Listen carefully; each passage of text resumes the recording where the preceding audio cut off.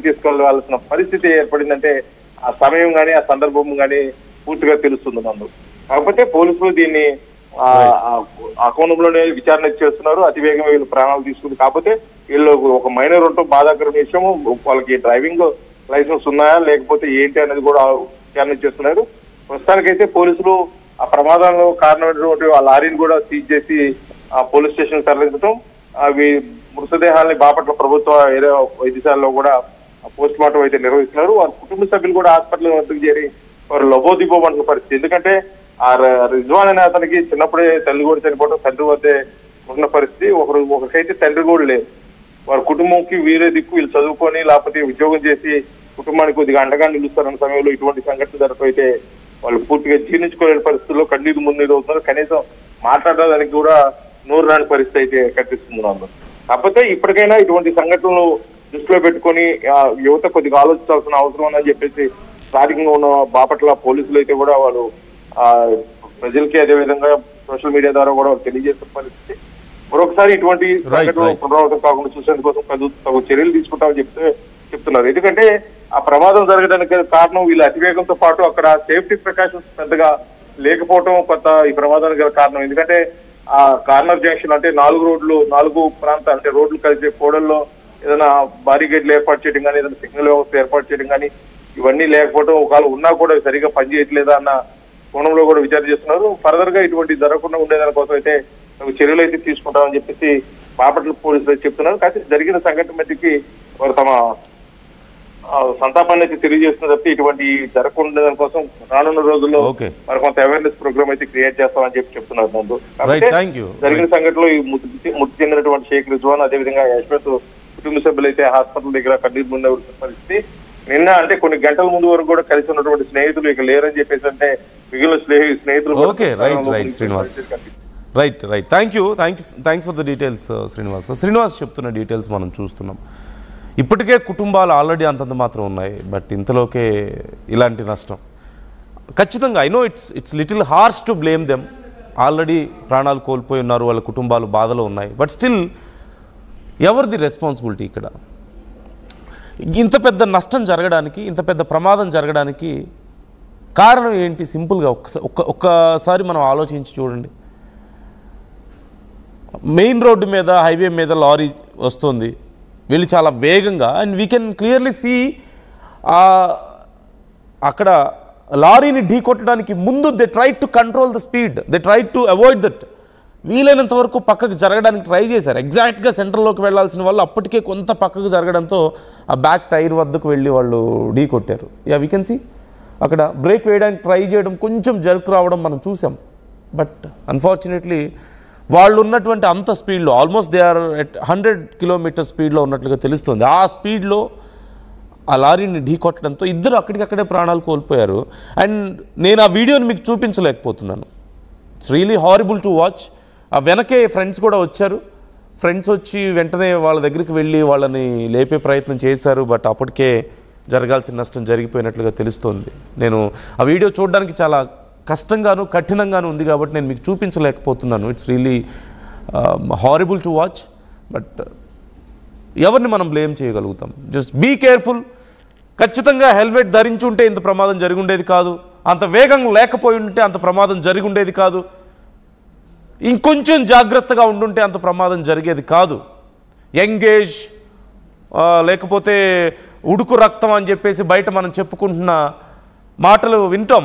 ఉడుకు రక్తంలో ఉన్నారు, యంగేజ్లో ఉన్నారు, బైక్ దొరికితే అంత స్పీడ్లో వెళ్తారు, ఇంత స్పీడ్లో వెళ్తారు. సినిమాల్లో చాలా రొమాంటిసైజ్ చేసి చూపిస్తుంటారు ఇలాంటి స్టంట్స్ అన్నీ కూడా.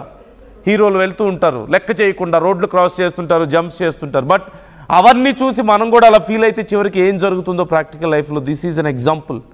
ఇలాంటి ఎగ్జాంపుల్స్ మనం రోజు చూస్తూనే ఉన్నాం. నేను ఇప్పుడు చెప్పిన వార్త కొంచెం కఠినంగా ఉండుండొచ్చు, సున్నిత మనస్కులు కరవపడవచ్చు, జాగ్రత్తలు తీసుకోవాలని ఆర్టీవీ మీకు సూచిస్తుంది. Viewers discretion is advised. వార్తను మీకు పూర్తిగా చేరవేయడమే మా ఉద్దేశం. Be careful. This is what's going to happen. మీరు కొంచెం నెగ్లిజెన్స్ ఉన్నా సరే, మీకు లేదంటే కొంచెం మీరు నిర్లక్ష్యంగా, కొంచెం మీరు జాగ్రత్త లేకుండా ఉన్నా సరే, ఇదిగో ఇలాంటి నష్టమే జరుగుతుంది. ఇది ఇట్స్ ఎ లైవ్ ప్రూఫ్. మీ అభిప్రాయాలు ఏంటి? ఏం చేయాలి ఇలాంటి విషయాల్లో? Can we blame the police? అక్కడ జంక్షన్ ఉంది, జంక్షన్లో కనీసం బ్యారికేడ్స్ లేవు.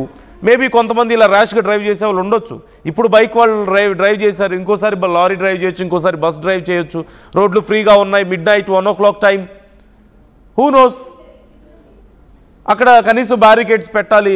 జంక్షన్స్లో అట్లీస్ట్ సిగ్నల్స్ లేవు, ఎవరు అక్కడ లేరు. సరే నైట్ టైము పెద్ద పెద్ద సిటీల్లో మాత్రమే ట్రాఫిక్ ఉంటుంది, ఇలాంటి టౌన్స్లో పెద్దగా ట్రాఫిక్ ఉండదు, అందుకని ఎవరు లేరు అనుకోవచ్చు. At least there should be some barricades to control the speed. ఏ వాహనాలు వెళ్ళవా? మెయిన్ రోడ్సే కదా అవి. సో పోలీసులు కూడా కొంచెం జాగ్రత్తలు తీసుకోవడం మంచిది. అండ్ డ్రైవ్స్ ఉండాలి స్పెషల్గా. అంటే మిడ్ నైట్లో కూడా బీచ్ల దగ్గరికి వెళ్ళి వాళ్ళు రాగలుగుతున్నప్పుడు, అక్కడ డ్రింక్ చేస్తున్నప్పుడు చాలామంది, అఫ్కోర్స్ బాపట్ల బీచ్లో ఇట్స్ హ్యాపెనింగ్.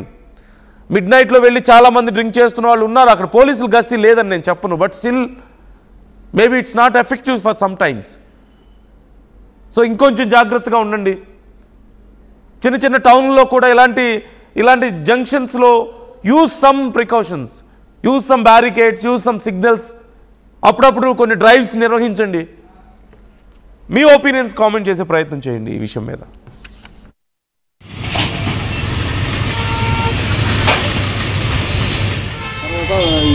వీడు చచ్చిపోయినా తర్వాత ఒక అమ్మాయి ఉంది. ఇప్పుడు ఇల్లైనా ఫ్యాక్టరీ అయినా క్లినిక్ అయినా రూఫ్ ఉంటే safe. Truzon solar system install చేయండి. బిల్తో పాటు టీపీ తగ్గించండి. నువ్వు సూపర్ స్టార్ అయ్యా. Truzon solar power, super power. చరిత్ర సృష్టించినోడు ఇప్పుడు ఆ చరిత్రని తిరగరాయబోతున్నాడు. అబద్ధాల గోడల్ని బద్దలు కొట్టి నిజాలను రాగా మీ ముందుంచబోతున్నాడు. నిజమైన వార్తల కోసం వెంటనే డౌన్లోడ్ చేసుకోండి రా యాప్ని.